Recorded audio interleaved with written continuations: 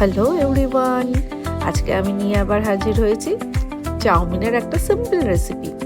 তো কিছুই না, প্রথমে আমাদের করতে হবে কিছু সবজি কেটে নিতে হবে। সেটা হচ্ছে পেঁয়াজ, গাজর, ক্যাপসিকাম, রসুন আর একটুখানি লঙ্কা।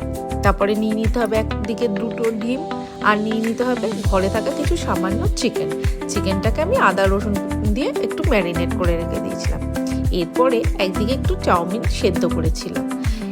এরপরে কড়াইতে তেল দিয়ে ওই দুটো ডিমকে নুন আর একটু গোলমরিচ দিয়ে ফেটিয়ে ভালো করে একটু লাল লাল করে ঝুড়ি করে নিতে হবে, যেমন ডিমের ঝুড়ি আমরা করি।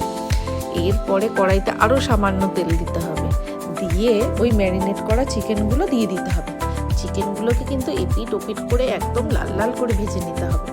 তারপরে কিছুটা তেলে দিয়ে দিতে হবে রসুন কুচি, আর দিয়ে দিতে হবে লঙ্কাগুলো যেই ফাটতে শুরু করবে তখনই কিন্তু দিয়ে দিতে হবে বাকি সবজিগুলো, যেমন ক্যাপসিকাম, গাজর আর পেঁয়াজ।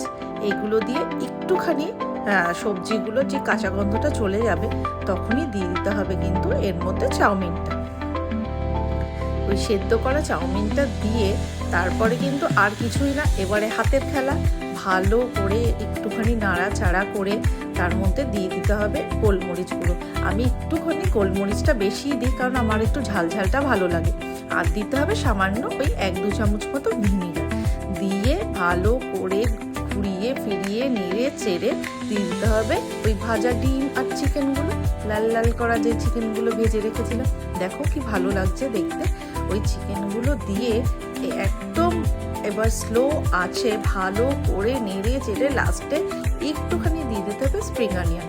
দিয়েই কিন্তু প্লেটে একদম গরম গরম সার্ভ করে দিতে হবে শসা কুচি, পেঁয়াজ কুচির সঙ্গে রাতের চাউমিন।